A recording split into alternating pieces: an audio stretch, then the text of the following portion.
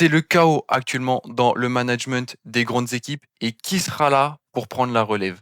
Les amis, bonjour, j'espère que vous allez toutes et tous très bien, très content de vous retrouver pour cette vidéo un peu spéciale. Je vous avais dit dans la dernière vidéo pardon, qu'il y en aura une ou deux de plus avant la reprise de la Champions la semaine prochaine, qui seront pas sur des débriefs ou des analyses de match. En voici une.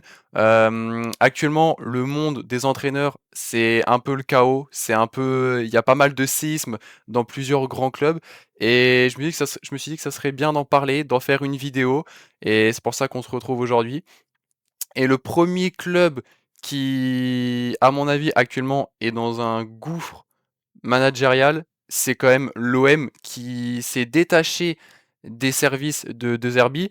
Et c'est pas un licenciement, c'est pas le club qui a dégagé de Zerbi, c'est pas lui qui a démissionné, c'était d'un commun accord. Comme on voit ici, ça a été retweeté par Fabrizio Romano plusieurs fois. Pas de problème entre De Zerbi, le club et les joueurs au niveau du fait de quitter le club. De Zerbi pensait que c'était la meilleure solution pour l'OM et les dirigeants étaient d'accord avec ça. Et comme on voit sur le communiqué que l'OM a fait par rapport à ça, ils ont annoncé la fin de leur collaboration pardon, d'un commun accord.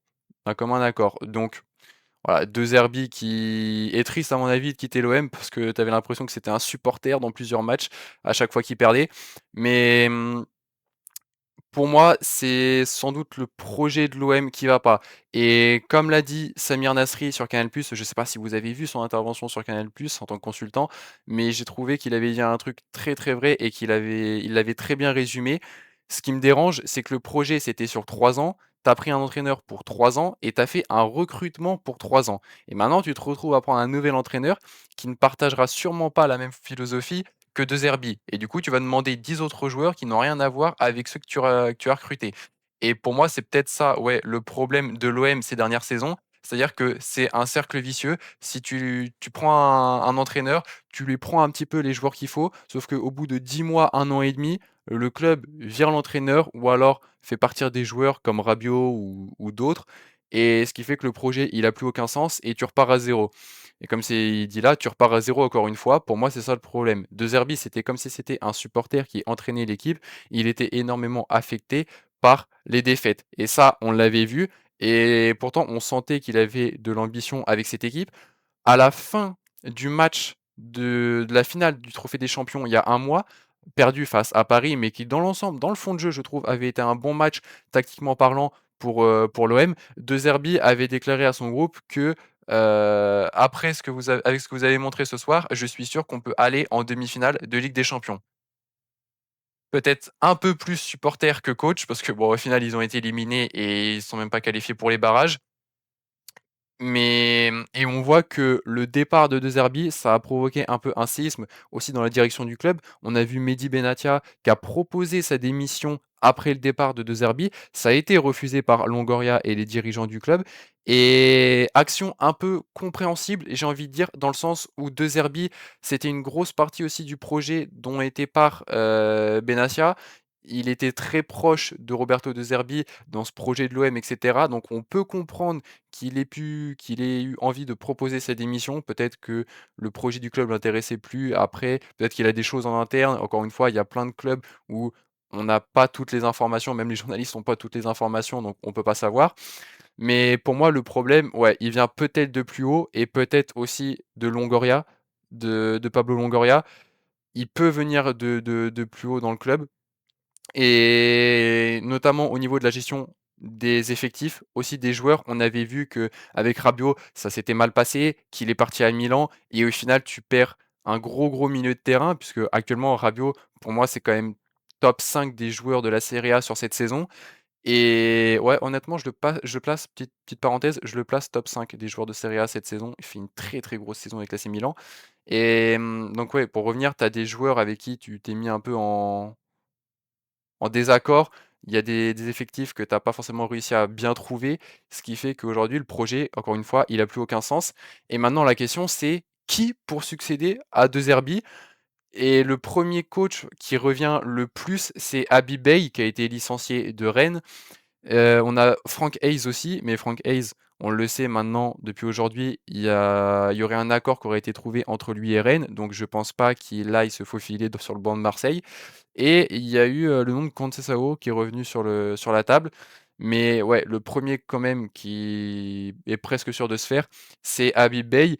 Et honnêtement, Habib Beye, bon, alors c'est un ancien joueur, il a l'amour pour le club. On sait, il l'avait déclaré il y a un peu plus d'un an, juste avant sa prise de poste, enfin au moment de sa prise de poste avec Rennes. Il est impossible de dire non à un club comme l'OM lorsque vous êtes l'entraîneur que je suis. En plus, on sait le côté affectif qu'il y a. Pour ceux qui ne le savent pas, il avait été joueur de l'OM dans les années 2000, entre 2003 et 2007, avant de partir en première ligue pour Newcastle.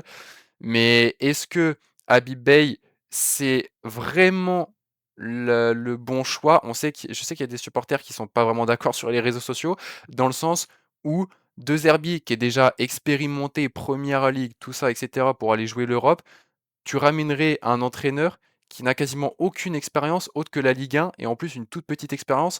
Il a entraîné que le Red Star et Rennes depuis, 1 an. Est-ce que c'est vraiment la bonne solution?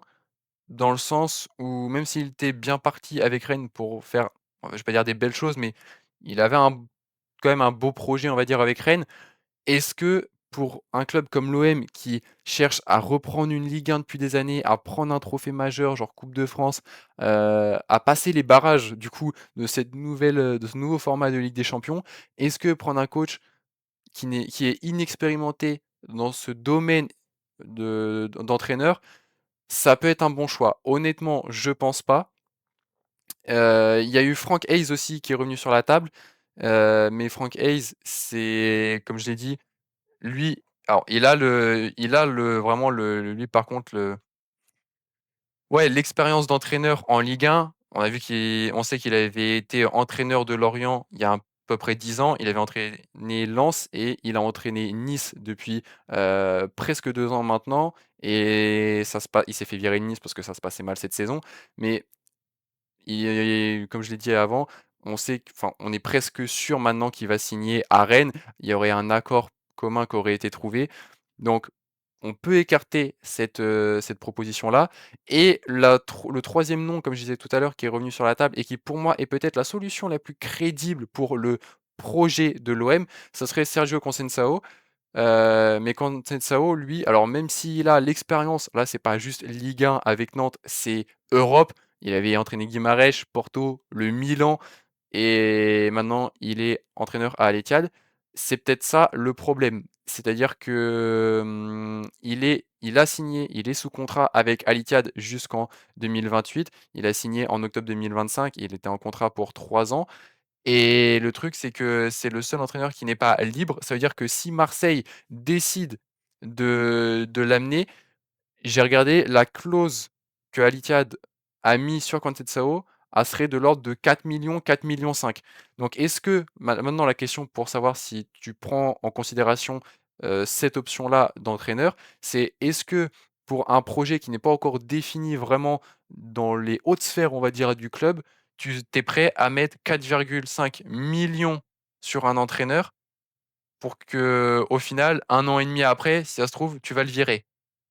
La question est là. Surtout que mettre 4,5 millions pour un entraîneur, si ton projet il rechange et que tu dois encore changer de joueur,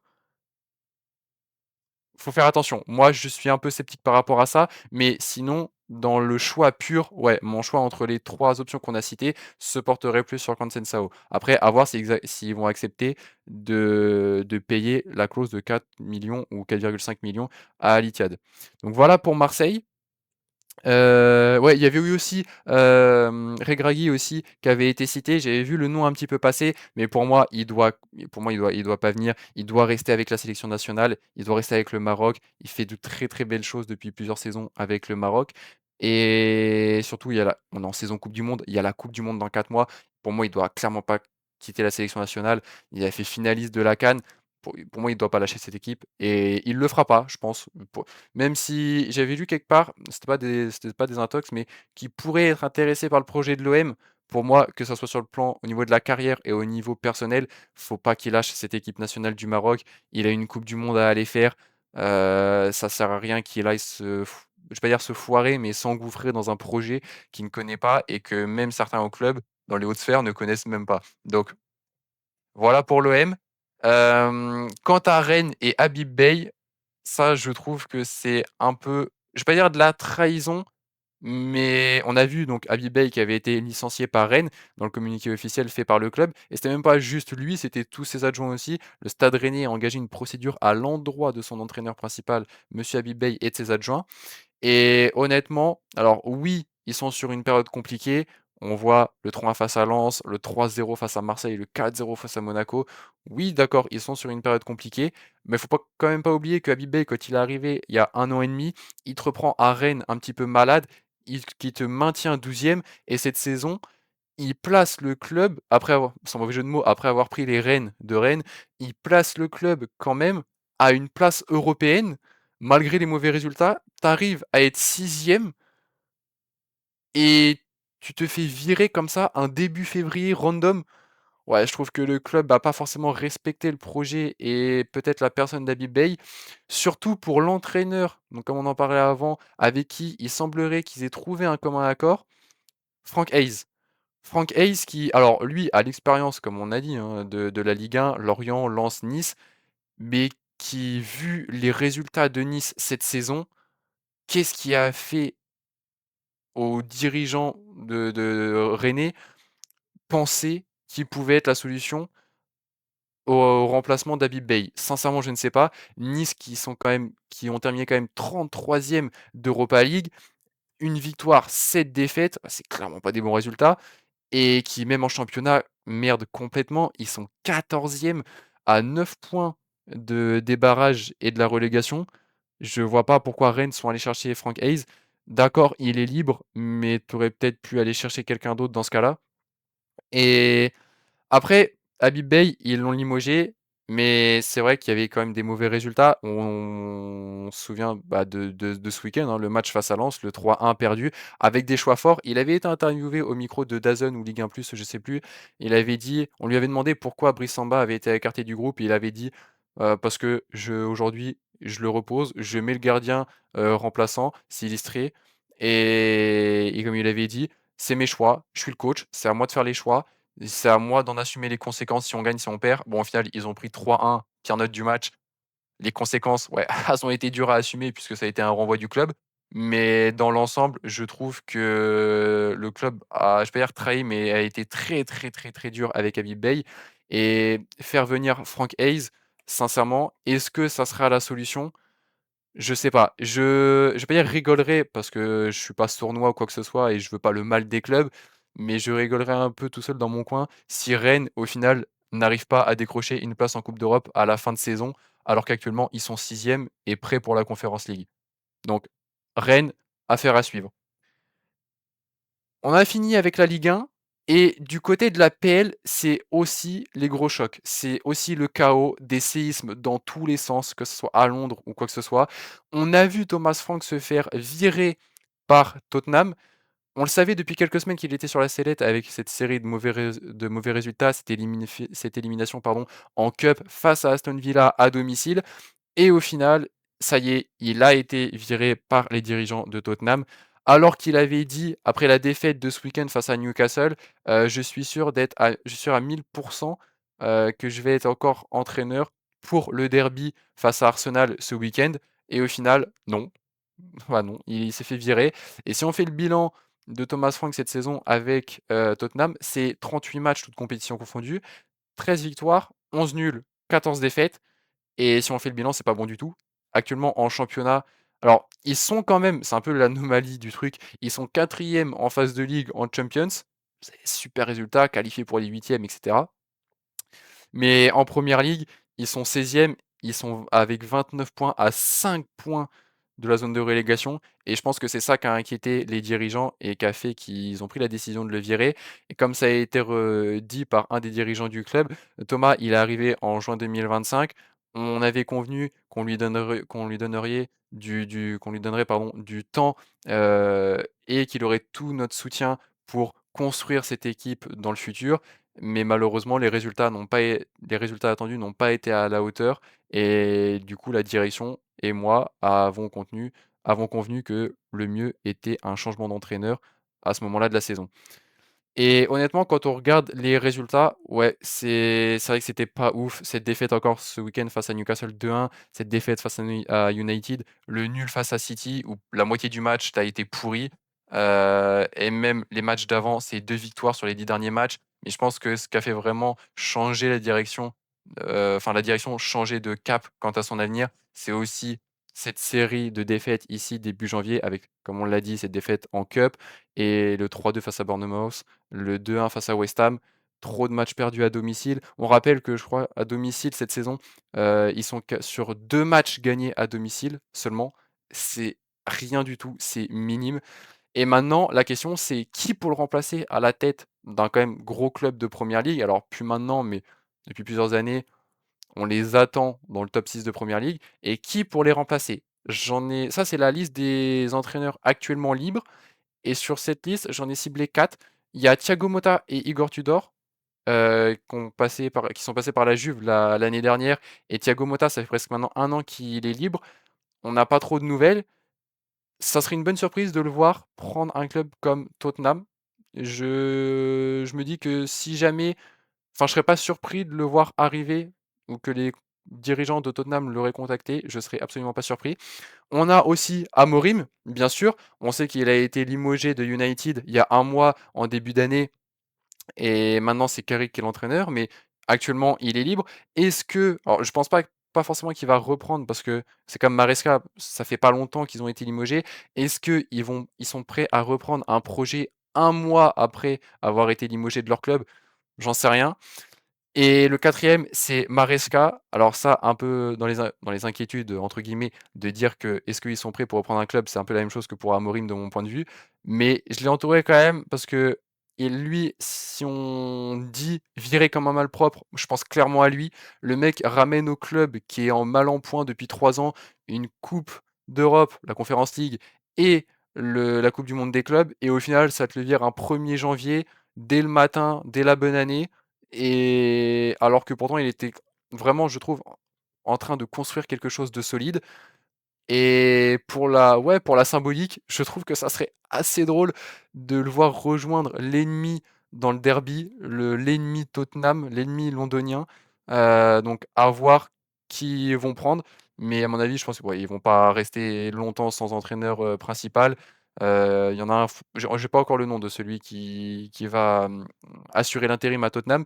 Mais ouais, Amorim ou Maresca, sachant qu'on sait aussi qu'en première ligue, ça recycle beaucoup, comme en Ligue 1 un petit peu, mais surtout en première ligue, il y a beaucoup d'entraîneurs qui sont recyclés par des clubs. Ah bah attends, lui, il a viré lui, ah bah moi je vais le prendre, etc. Donc, à voir qui Tottenham va prendre.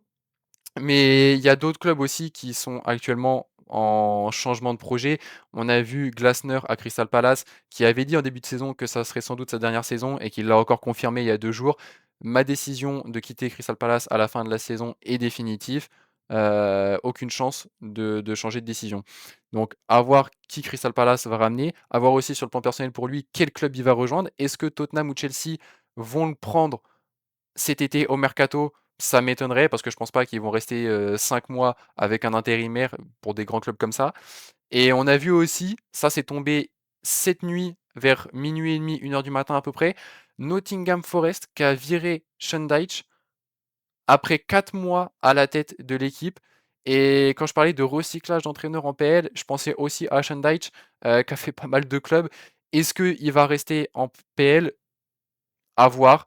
Je pense pas qu'il se fasse saper par un gros club comme Chelsea ou Tottenham, mais peut-être qu'il va prendre les rênes de Crystal Palace. C'est possible, on sait jamais.